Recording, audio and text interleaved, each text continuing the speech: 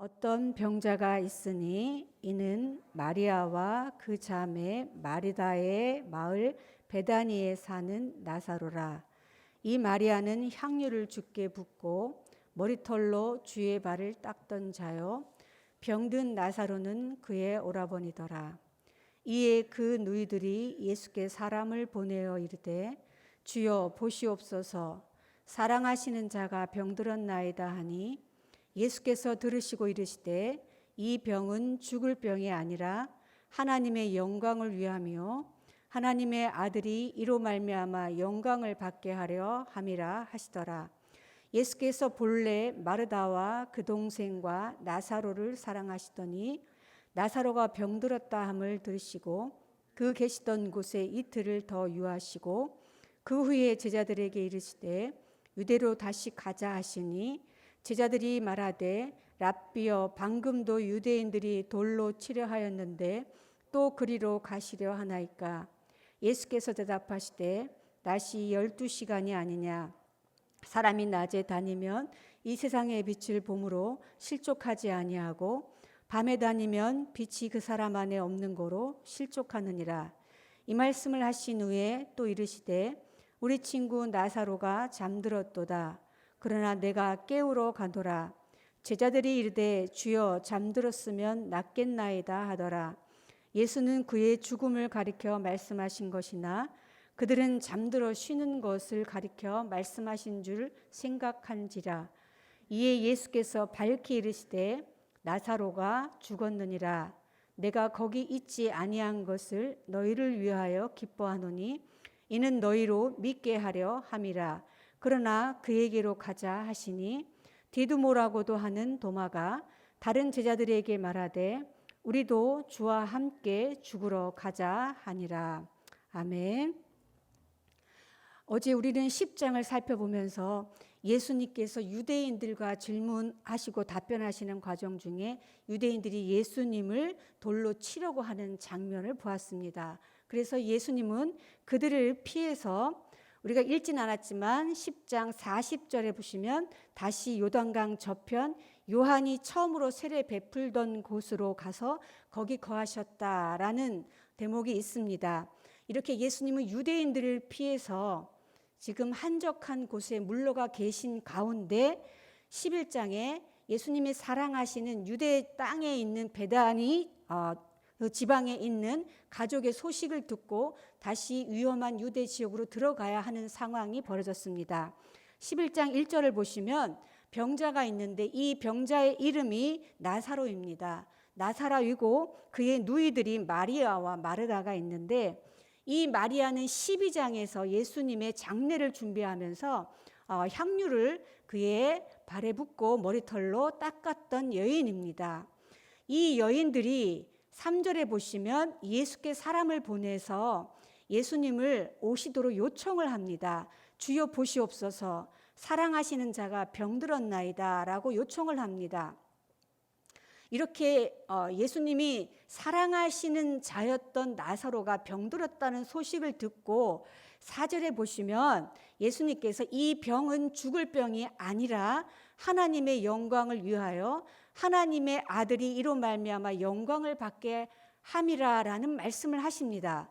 그런데 우리는 예수님께서 표적을 행하실 때마다 하나님의 영광이 드러났던 것을 봅니다.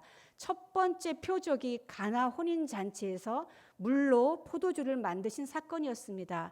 그 사건이 벌어지고 난 이후에 2장 11절에서는 이 가나의 첫 표적을 통해서 그의 영광이 나타났다, 이렇게 표현을 했습니다. 오늘 11장에 나오는 이 나사로를 다시 살리시는 사건은 마지막 표적이 됩니다.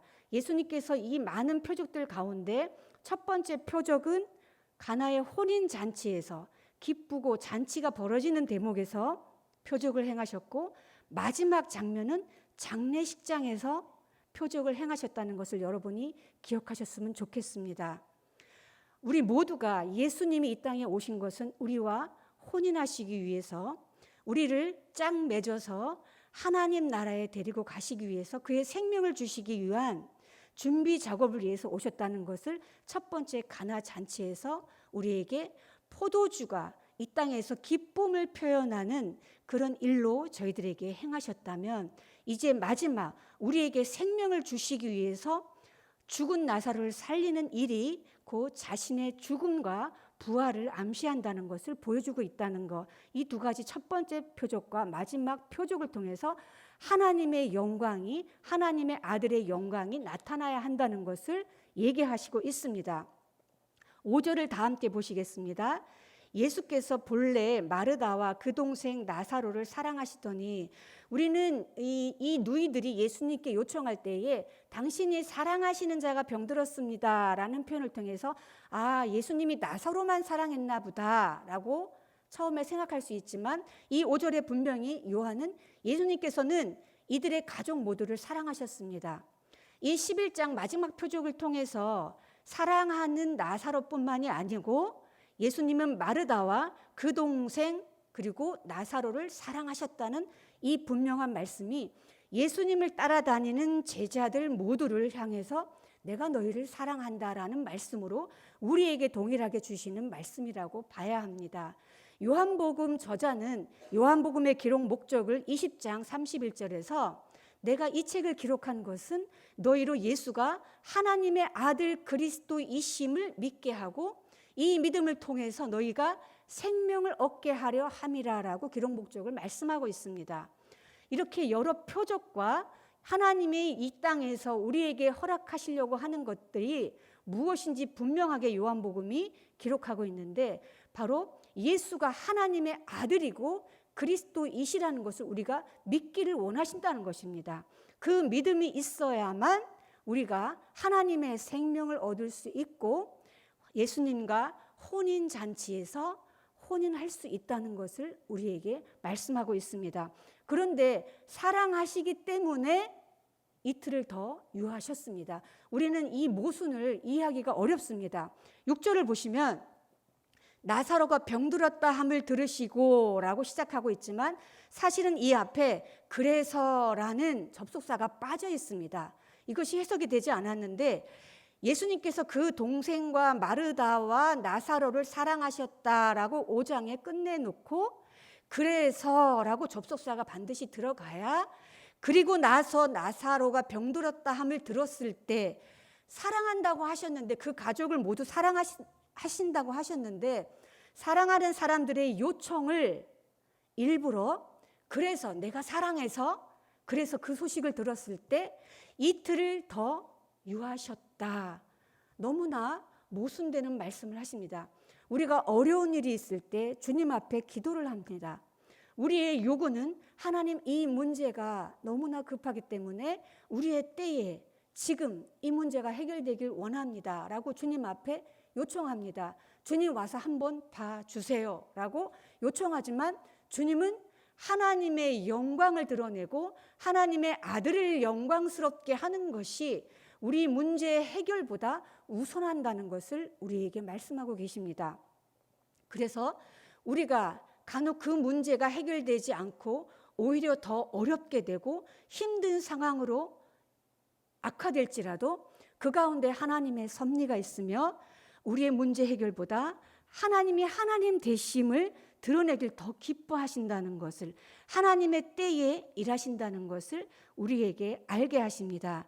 그래서 이틀을 더 유하시고 난 뒤에 그 다음에 7절에 가서 그 후에 제자들에게 이르시되 유대로 다시 가자, 그 유대 땅에 다시 가자라고 말씀하시는 것은 유대인들이 당신을 죽이려고 잡으려고 하는 그 땅에 이제는 인자가 영광을 받을 때가 되었다라는 12장에 가서부터 죽음을 준비하는 그 장면을 제자들에게 이제 암시하고 있는 것입니다. 유대 땅 예루살렘에서는 예수님이 이제 죽음을 준비하러 가셔야 합니다. 그 땅에 다시 가자라고 하시는 이 장면은 죽은 나사로를 살리심과 동시에 예수님은 죽기를 원하시는 장면입니다.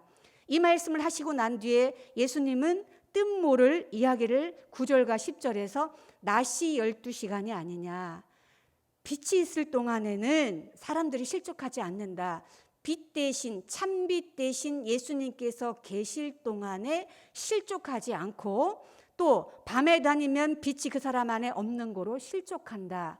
밤이면 빛이 없는 세상입니다. 예수님이 곧 죽어야 하는 그 세상이 12장 이후부터 펼쳐질 것을 이렇게 암시하지만 제자들의 눈은 아직 그 믿음의 눈을 온전히 뜨지 못한 상태이기 때문에 이 제자들이 하나님의 아들을 믿고 생명을 얻어서 그들이 하나님을 영화롭게 하는 것들을 통해서 이 땅에서 예수님의 사명을 감당하기 위해서 이렇게 한 사건을 통해서 나사로를 살리는 사건을 통해서 예수님께서 제자들의 믿음을 그리고 무엇보다 한 가족의 믿음을 더욱더 견고하게 하기 위해서 이 나사로의 죽음을 우리에게 보여주고 있는 것입니다. 이렇게 밝히 말씀하지 않았던 것에 대해서 제자들이 이해하지 못했을 때에 14절에서 이제 나사로가 죽었다고 분명하게 말씀을 하시면서 이 또한 또 어려운 말씀을 하십니다. 내가 거기 있지 아니한 것을 너희를 위하여 기뻐한다. 나사로가 죽은 그 현장에 예수님께서 가시지 않았고 그 장소에 계시지 않았다는 것을 나는 기뻐한다. 왜냐하면 너희 때문에, 제자들 때문에 기뻐하신다는 겁니다.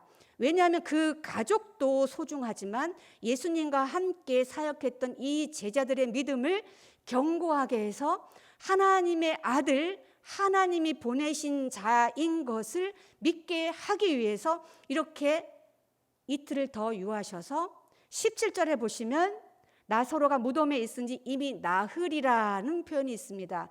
그 나흘 만에 도착했는데 유대인 랍비들은 사람이 죽으면 그 영혼이 그 시체 주위에, 시신 주위에 떠 있다고 생각을 했습니다. 근데 그 시신이 부패하기 시작하면 이제는 그 영혼이 시신 속에 다시 들어갈 기회가 없기 때문에 나흘 정도 되면 이제 시신이 부패됐으니 그 영혼이 포기하고 자기 갈 곳을 간다는 유대 랍비의 사상이 있었다고 합니다. 그래서 이 나흘이라는 표현을 통해서 예수님께서 일부러 이틀을 더 유하셔서 사람들이 저 사람은 그냥 죽었다가 잠깐 다시 살아날 수 있지 뭐 이렇게 생각하는 것들까지도 미연에 방지해서 온전히 죽은 가운데 살리시려고 일부러 그 현장에 내가 있지 않았다. 그래서 하나님의 영광을 드러내기를 내가 기뻐했다라는 것이 오늘 이 사건을 통해서 너희로 믿게 하기 위해서, 내가 하나님의 아들임을 믿게 하고 생명을 주게 하기 위해서 그렇게 일부러 이틀을 더 유했다는 말씀을 하십니다. 이 말씀을 하셨을 때에 여러분 도마를 잘 아십니다. 도마는 의심 많은 도마인데 16절을 함께 보겠습니다. 디두모라고도 하는 도마가 다른 제자들에게 말하되 우리도 주와 함께 죽으러 가자 하니라. 우리는 도마의 이 고백에 조금 낯설어 해야 합니다. 의심 많은 도마였기 때문에 더군다나 갑자기 도마의 이 고백은 어느 대목에서 주님이 죽으러 간다고 하셨나? 주님과 함께 죽으러 가자고 하시는 이 표현이 과연 이 대목에서 맞는 것인가라고 의심할 수 있습니다. 그런데 예수님께서 지금 빛이 있을 동안에는 실족하지 않고 곧 밤이 온다는 암시도 하셨습니다. 그리고 이 나사로가 죽고 나사로를 살리는 장면을 통해서 이 마지막 표적은 예수님의 죽음과 부활을 암시하는 건데, 도마는 이 사실을 정확하게 알지 못했지만 하나님이 그의 입술을 통해서 제자된 사람이, 예수의 생명을 얻은 사람이 어떻게 살아가야 하는지 우리에게 이런 고백을 하기를 원하시는 것입니다. 우리도 주와 함께 죽으러 가자. 우리가 주님과 함께 죽으러 가야 할 이유는 주님이 그의 영원한 생명, 아버지의 생명, 그 생명을 우리에게 주셨기 때문에 우리의 모든 생명은 영원한 나라를 위해서 죽으러 가야 하는 것이 마땅하다는 것이 이 도마의 고백이 우리의 고백이 되기를 원합니다. 기도하겠습니다. 하나님 아버지, 우리 안에 하나님의 생명을 주셔서 영원히 죽지 않게 하시니 감사합니다. 하나님의 생명 받은 자로, 부활신앙을 가진 자로 하늘 시민답게 살아가게 하옵소서. 세상 일에 일이 일비하지 않게 하시고 우리로 하여금 믿음을 주셔서 하나님의 영광을 드러내며 살도록 구원하여 주셨음을 기억하게 하여 주시옵소서. 우리 안에 뿌리 깊은 자기 사랑을 날마다 죽이게 하시고 하나님을 더 사랑하는 일에 열심을 내는 은혜를 부어주시길 예수님의 이름으로 기도합니다. 아멘.